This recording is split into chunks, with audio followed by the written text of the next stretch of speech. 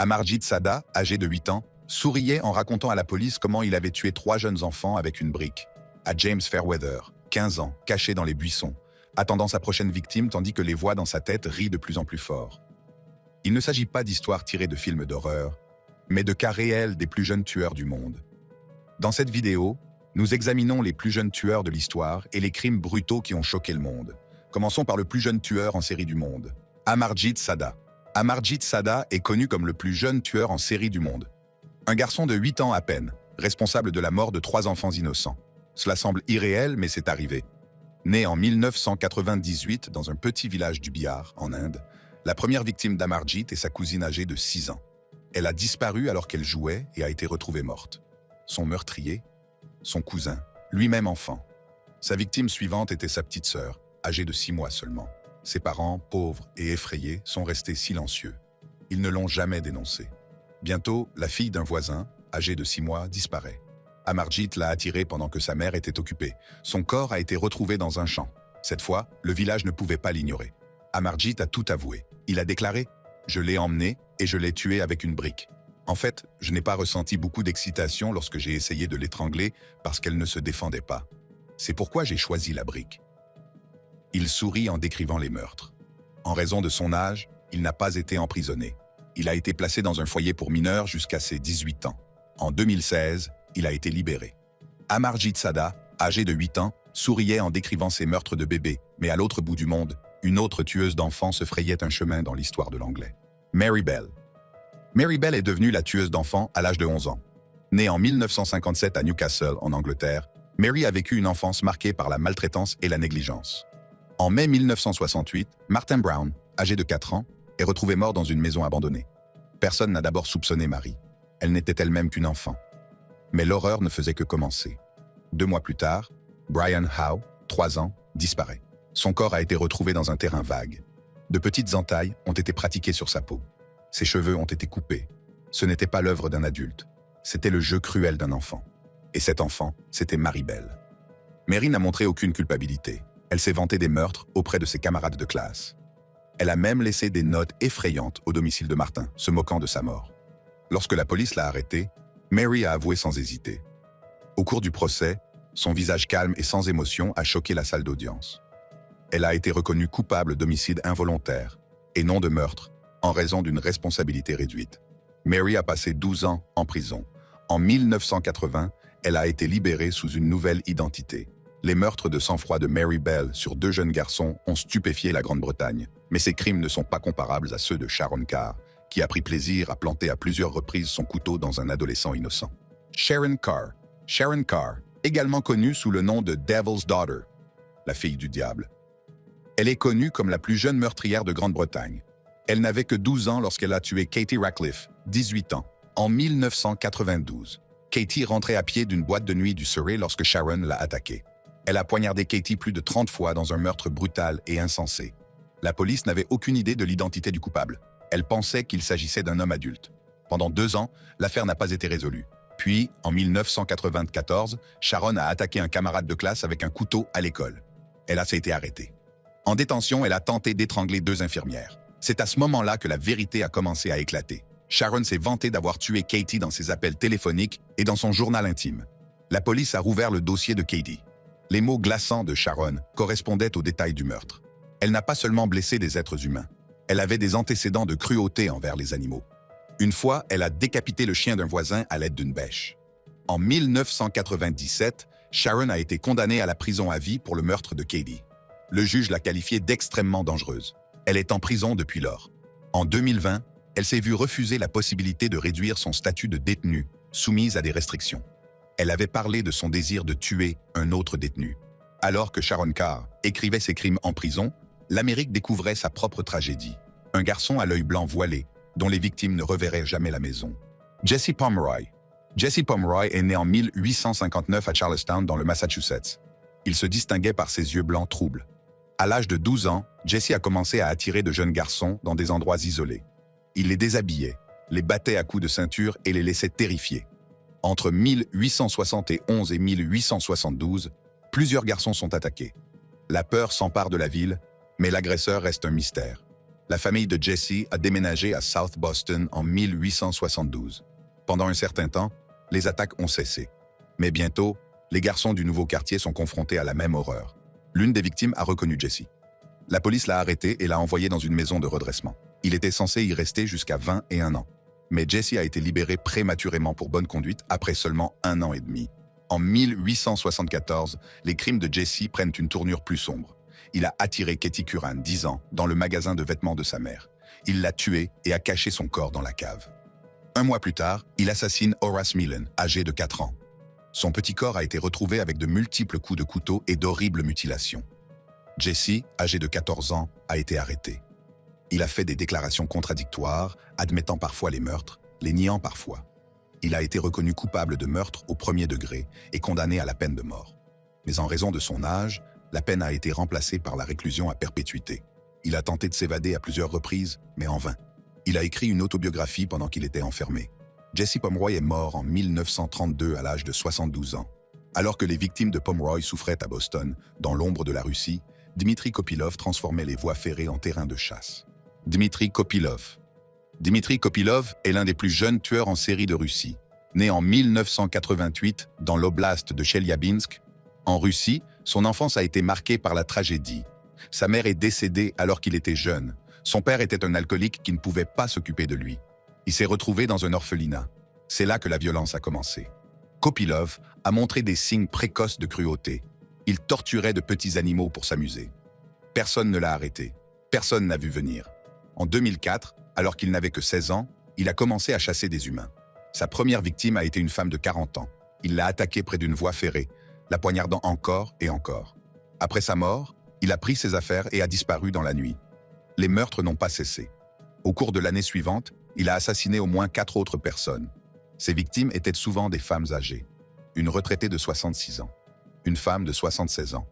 Toutes ont été sauvagement battues ou poignardées à mort. Il utilisait des couteaux, des tiges métalliques et tout ce qu'il pouvait trouver. Il laissait les corps près des forêts, des voies ferrées et des endroits isolés. La ville était terrifiée. Personne ne savait qui serait le prochain.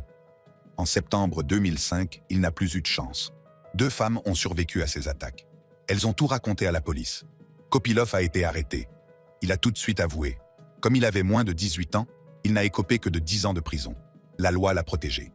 Alors que les victimes de Kopylov étaient découvertes près des voies ferrées, Stephen Washington se déplaçait de nuit, choisissant des victimes qui vivaient seules et ne pouvaient pas se défendre. Stephen Washington. Stephen Washington Jr. n'avait que 15 ans lorsqu'il est devenu un tueur. Entre août et décembre 1963, il s'en est pris à des femmes âgées à Saint Petersburg, en Floride. Les gens l'appelaient le violeur de la moustiquaire, parce qu'il se faufilait dans les maisons par les fenêtres ouvertes. Sa première agression a eu lieu le 28 août 1963. Il s'est introduit dans une maison et a attaqué une femme de 52 ans. Il l'a battue, étranglée et agressée. Mais elle a survécu. 6 jours plus tard, il récidive. Cette fois, la victime avait 72 ans. Les attaques se sont aggravées. Le 25 septembre, il a tué Mary Pauliu, âgée de 75 ans. Il l'a violée, étranglée et battue. Les voisins ont remarqué qu'elle n'était pas sortie.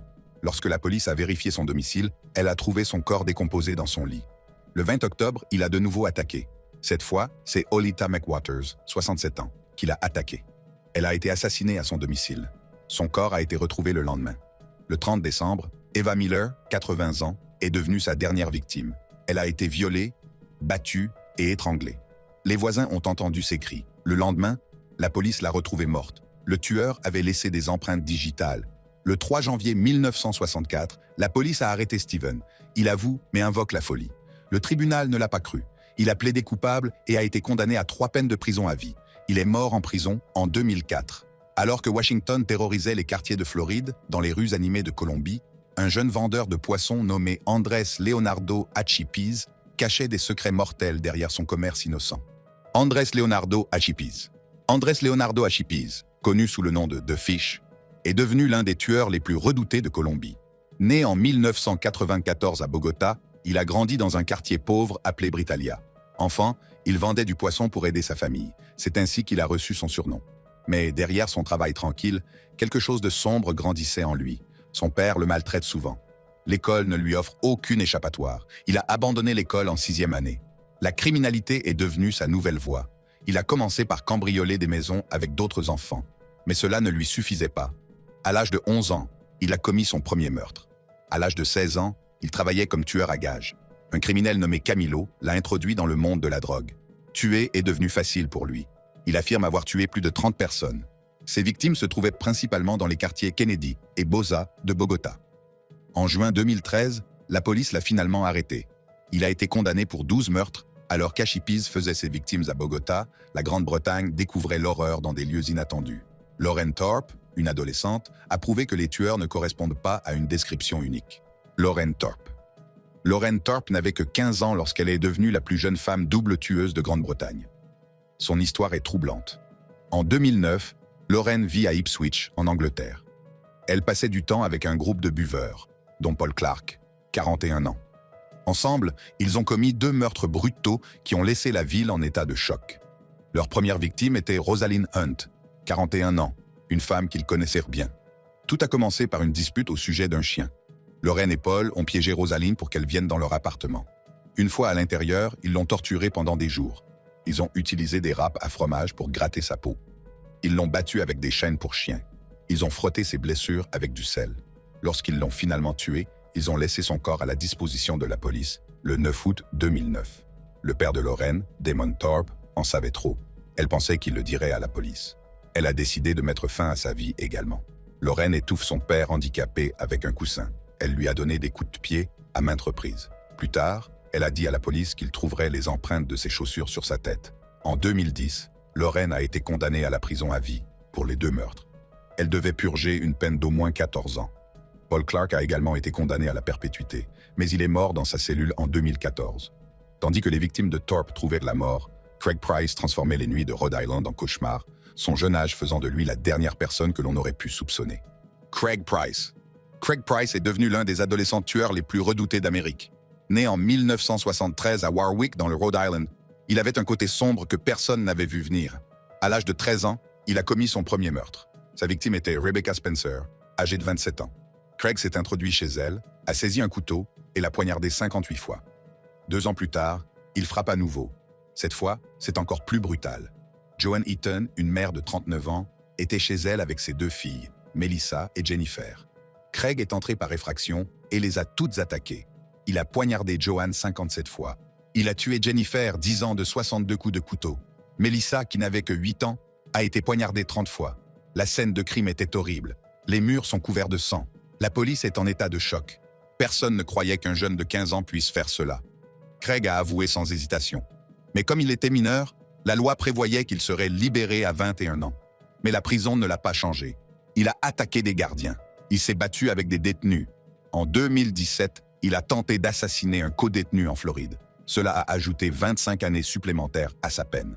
Alors que la violence de Price s'intensifiait, Michael Hernandez marchait dans les couloirs de son collège, planifiant une trahison qui briserait le sentiment de sécurité de sa communauté. Michael Hernandez. Michael Hernandez n'avait que 14 ans lorsqu'il a commis un meurtre qui a choqué la nation. Le 3 février 2004, à la Southwood Middle School en Floride, Michael a attiré son meilleur ami, Jaime Goo, dans une salle de bain. La suite est terrifiante. Michael a sorti un couteau et a poignardé Jaime plus de 40 fois. Après l'avoir tué, Michael a calmement nettoyé le couteau, l'a mis dans son sac à dos et est allé en classe comme si rien ne s'était passé. La police l'a arrêté le jour même. En fouillant ses affaires, ils ont trouvé quelque chose d'encore plus inquiétant. Michael avait un carnet rempli de plans. Il avait dressé une liste des personnes qu'il voulait tuer. Le nom de sa propre sœur figurait sur cette liste. Michael admirait les tueurs en série comme Ted Bundy et Jeffrey Dahmer. Il rêvait de leur ressembler. Il pensait que sa mission était de tuer les personnes qu'il jugeait indignes. En 2008, Michael a été reconnu coupable de meurtre au premier degré. Il a été condamné à la prison à vie. Ses avocats ont tenté de s'opposer à cette peine. En 2016, il a bénéficié d'une nouvelle audience, mais le tribunal a maintenu sa condamnation à perpétuité. Le 29 avril 2021, Michael est mort en prison. Il n'avait que 31 ans. L'autopsie a montré qu'il était mort de problèmes cardiaques causés par son poids excessif. Alors que l'école d'Hernandez se taisait dans le deuil, James Fairweather arpentait les sentiers tranquilles de l'Essex, suivant les traces des tueurs qu'il admirait. James Fairweather. James Fairweather n'avait que 15 ans lorsqu'il est devenu un tueur. Ses crimes ont choqué la ville de Colchester, dans l'Essex. En mars 2014, sa première victime a été James Hatfield, 33 ans. James souffrait d'une lésion cérébrale et se reposait dans un parc. Fairweather l'a attaqué avec un couteau. Il l'a poignardé 102 fois. 3 mois plus tard, Fairweather a de nouveau frappé. Naïd Almanea, une étudiante de 31 ans originaire d'Arabie Saoudite, se promenait sur un sentier naturel. Elle venait de s'installer au Royaume-Uni pour étudier. Fairweather l'a suivie. Il l'a poignardée à plusieurs reprises, même dans les yeux. Fairweather avait une sombre obsession. Il étudiait des tueurs en série comme Peter Sutcliffe et Ted Bundy. Il les admirait. Il gardait des photos d'eux sur son téléphone. Il voulait leur ressembler. Cette obsession l'a poussé à tuer. En mai 2015, il a été arrêté alors qu'il préparait un autre meurtre. Un promeneur de chiens l'a vu se cacher dans les buissons avec un couteau. La police a été appelée. Ils ont trouvé l'arme et des gants. Fairweather a avoué. En avril 2016, il a été reconnu coupable des 2 meurtres. Il a été condamné à la prison à vie avec un minimum de 27 ans. Pendant que Fairweather traquait ses victimes, Alyssa Bustamante écrivait dans son journal intime qu'il était excitant de prendre une vie, une tombe fraîche attendant déjà dans les bois du Missouri. Alyssa Bustamante. Alyssa Bustamante n'avait que 15 ans lorsqu'elle a tué sa voisine de 9 ans, Elizabeth Holten. Le crime a ébranlé la ville tranquille de Saint-Martin, dans le Missouri. Le 21 octobre 2009, Alyssa a attiré Elizabeth dans les bois près de leur maison. Elle l'a étranglée. Elle lui a tranché la gorge. Elle l'a poignardée à plusieurs reprises. Puis elle a enterré Elizabeth dans une fosse peu profonde qu'elle avait creusée quelques jours auparavant. La police a trouvé le journal au cours de son enquête Alyssa. Ce qu'ils ont lu leur a fait froid dans le dos. Alyssa a raconté le meurtre comme s'il s'agissait d'une expérience passionnante. « Je viens de tuer quelqu'un, putain. Je l'ai étranglé, je lui ai tranché la gorge, je l'ai poignardé et il est mort. Je ne sais pas comment me sentir en ce moment. C'était incroyable. Dès que vous dépassez le sentiment « Oh my God, je ne peux pas faire ça », c'est plutôt agréable. Je suis un peu nerveuse et tremblante en ce moment. Bon, il faut que j'aille à l'église maintenant. Lol. En 2012, Alyssa a plaidé coupable de meurtre au second degré et d'action criminelle armée. Elle a été condamnée à la prison à vie avec possibilité de libération conditionnelle. Elle a également écopé de 30 ans supplémentaires pour avoir utilisé une arme. En 2024, Alyssa devient éligible à la libération conditionnelle. Elle demande à être libérée, mais la commission des libérations conditionnelles rejette sa demande. Tandis que le journal de Bustamante raconte sa sombre histoire, Harvey Robinson rôde dans les rues de Pennsylvanie, transformant des maisons paisibles en scènes de crime. Harvey Robinson. Harvey Miguel Robinson est devenu l'un des plus jeunes tueurs en série de l'histoire américaine. Né en 1974 à Allentown, en Pennsylvanie, Harvey a grandi dans un foyer violent. Son père était violent et a été emprisonné pour meurtre. À l'âge de 17 ans, Harvey a commencé sa propre série de meurtres. En août 1992, il s'est introduit dans la maison de Joan Burghardt, âgée de 29 ans, qu'il a attaqué, violé et tué. Il l'a attaqué, violé et tué. La police ne se doutait pas qu'elle avait affaire à un tueur d'adolescents.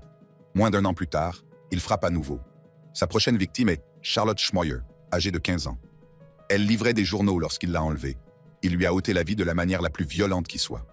1 mois plus tard, il a récidivé. Cette fois, sa victime était Jessica Fortney, 47 ans. Il s'est introduit chez elle, l'a attaquée et l'a laissée pour morte.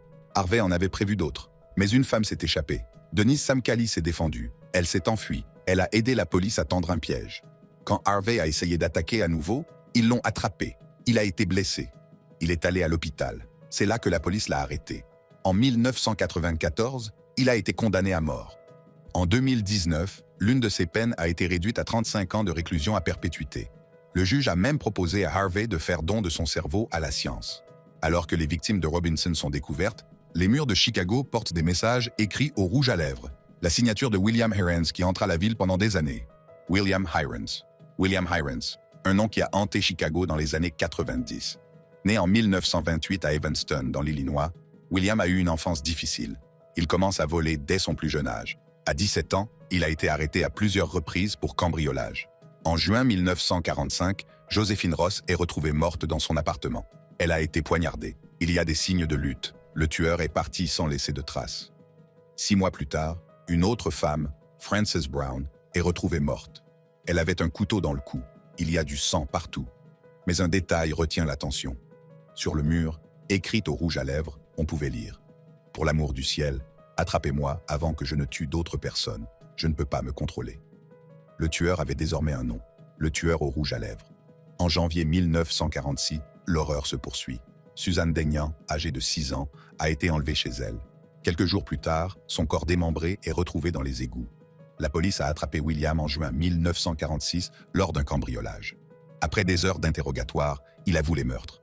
Mais plus tard, il a déclaré que ses aveux lui avaient été imposés.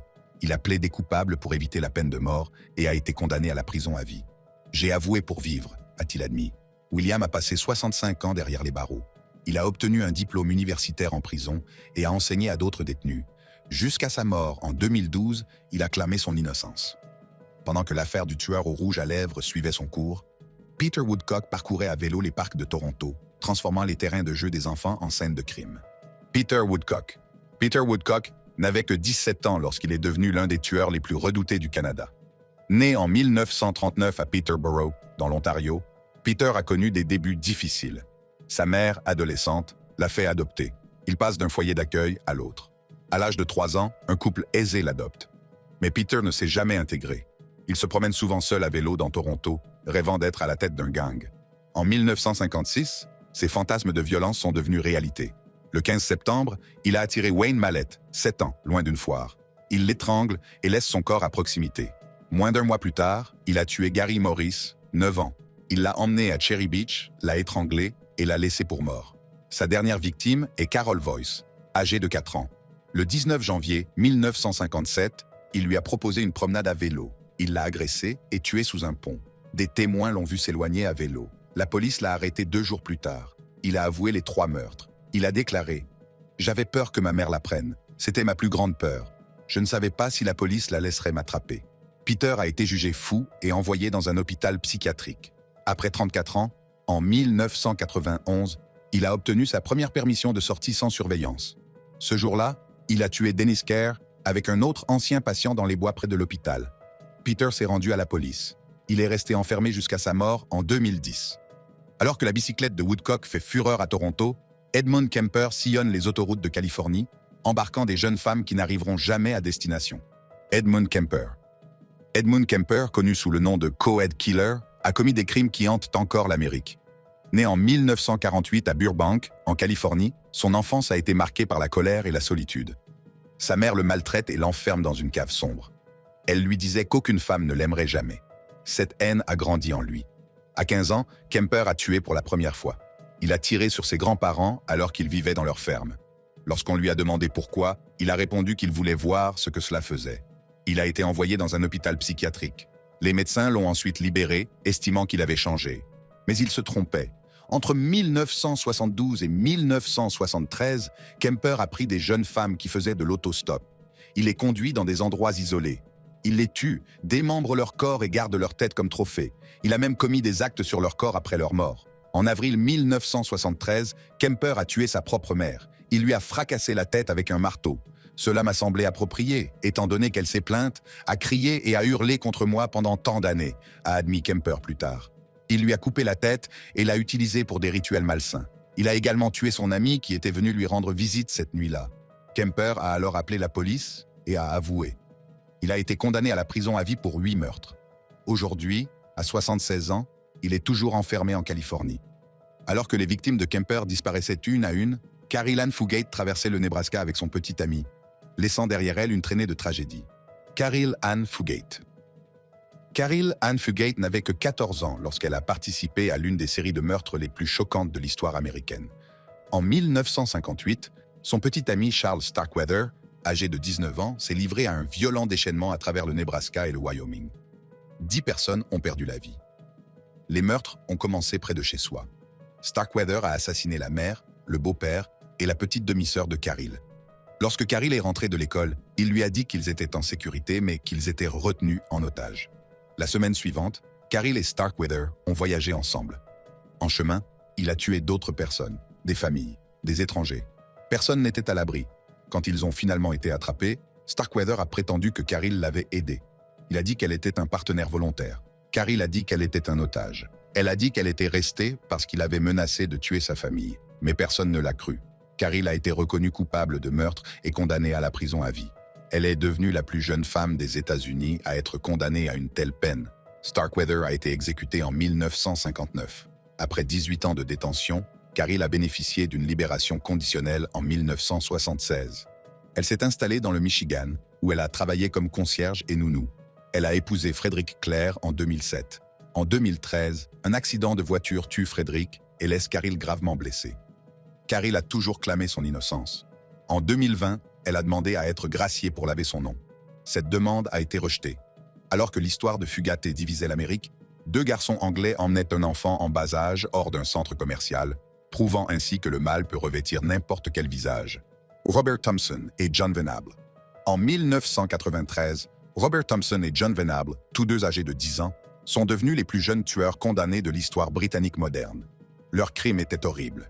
Ils ont enlevé James Bulger, âgé de 2 ans, dans un centre commercial de Bootle, en Angleterre. Les caméras de sécurité les ont filmés en train de le prendre par la main. Ils ont emmené James pour une longue marche. En chemin, ils l'ont torturé de manière trop brutale pour qu'on puisse l'imaginer. Enfin, ils l'ont laissé sans vie sur une voie ferrée. Après leur arrestation, les 2 garçons ont été reconnus coupables de meurtre. Ils ont été condamnés à être détenus pour une durée indéterminée. À 18 ans, ils ont été libérés en 2001 sous de nouvelles identités. Robert Thompson est resté silencieux depuis sa libération. Il n'a enfreint aucune loi. Mais John Venables a fait des allers-retours en prison. En 2010, il a été incarcéré pour détention d'images d'abus d'enfants. Il a été libéré en 2013. En 2017, il a été repris avec des images similaires. En 2018, il a été condamné à 40 mois de prison. Venables est toujours derrière les barreaux. Sa libération conditionnelle a été refusée. Tandis que Thompson et Venables choquèrent la Grande-Bretagne, Joshua Phillips gardait un terrible secret sous son lit d'eau, tandis que sa communauté de Floride cherchait désespérément une jeune fille disparue. Joshua Phillips. Joshua Phillips n'avait que 14 ans lorsqu'il a commis un meurtre qui a horrifié Jacksonville, en Floride. En 1998, sa voisine, Maddie Clifton, 8 ans, a disparu. Pendant des jours, toute la communauté s'est mise à sa recherche. Joshua s'est joint à eux, agissant comme n'importe quel voisin inquiet. Une semaine plus tard, la mère de Joshua a remarqué une odeur étrange dans sa chambre. Elle a trouvé une tache humide près de son lit à eau. En soulevant le lit, elle a découvert le corps de Maddie en dessous. Joshua vivait avec son corps caché là depuis tout ce temps. Sa mère a appelé la police. Joshua a été arrêté immédiatement. Au cours de son procès, Joshua a affirmé qu'il s'agissait d'un accident. Il a dit qu'il jouait au baseball quand la balle a touché Maddie. Elle s'est mise à pleurer. Il a paniqué parce qu'il craignait la colère de son père. Il l'a traînée à l'intérieur. Mais au lieu de l'aider, il l'a frappée à nouveau. Puis il l'a poignardée pour la faire taire. Le jury ne l'a pas cru. En 1999, il a été reconnu coupable de meurtre au premier degré et condamné à la prison à vie. Il était trop jeune pour être condamné à la peine de mort. Il a déclaré plus tard « Je me mettais dans un monde imaginaire où rien ne s'était passé. C'était mon mécanisme de défense pour tout quand j'étais enfant. Je n'ai jamais pris la décision de l'ignorer. Je l'ai fait, c'est tout. » En 2012, un arrêt de la Cour suprême a donné aux jeunes délinquants la possibilité d'obtenir une réduction de peine. En 2017, Joshua a été condamné à nouveau à la perpétuité avec un réexamen au bout de 25 ans. Alors que Phillips vivait avec son crime caché, Eric Smith entraînait un jeune garçon dans les bois de New York, où l'innocence de l'enfance serait à jamais perdue dans un moment de violence. Eric Smith. Eric Smith n'avait que 13 ans lorsqu'il a commis un crime qui a stupéfié le monde entier. En 1993, dans la petite ville de Savannah, dans l'État de New York, Eric a attiré Derek Roby, 4 ans, dans les bois. Ce qui s'ensuivit fut terrifiant. Eric a étranglé Derek et l'a battu avec de grosses pierres. Le corps du petit garçon a été découvert plus tard, laissant toute la communauté dans l'angoisse et la peur. Eric a été arrêté peu après le meurtre. Il a tout avoué. Son visage innocent rendait difficile de croire qu'un si jeune garçon puisse faire quelque chose d'aussi brutal. Le tribunal a décidé de le juger comme un adulte. En 1994, il a été reconnu coupable de meurtre au second degré. Il a été condamné à une peine d'emprisonnement de 9 ans à la perpétuité. Il s'est ensuite excusé auprès de la famille de la victime. Je sais que mes actes ont causé une perte terrible dans la famille Roby, et j'en suis sincèrement désolé. J'ai essayé de penser autant que possible à ce que Derek ne vivra jamais. Son 16e anniversaire, Noël, n'importe quand, posséder sa propre maison, obtenir son diplôme, aller à l'université, se marier, avoir son premier enfant. Si je pouvais remonter le temps, j'échangerais ma place avec celle de Derek et j'endurerais toute la douleur que je lui ai causée. Si cela signifiait qu'il continuerait à vivre, je changerais de place, mais je ne peux pas. Au fil des ans, Eric a demandé à plusieurs reprises une libération conditionnelle. À chaque fois, la réponse a été négative. En octobre 2021, après 27 ans passés derrière les barreaux, Eric a obtenu une libération conditionnelle. En février 2022, à 42 ans, il est sorti de prison. Il vit désormais dans le Queens à New York, sous le régime de la liberté conditionnelle à vie. Merci d'avoir regardé cette vidéo. Si vous l'avez appréciée, consultez le contenu suggéré sur votre écran en cliquant sur l'une des cartes affichées.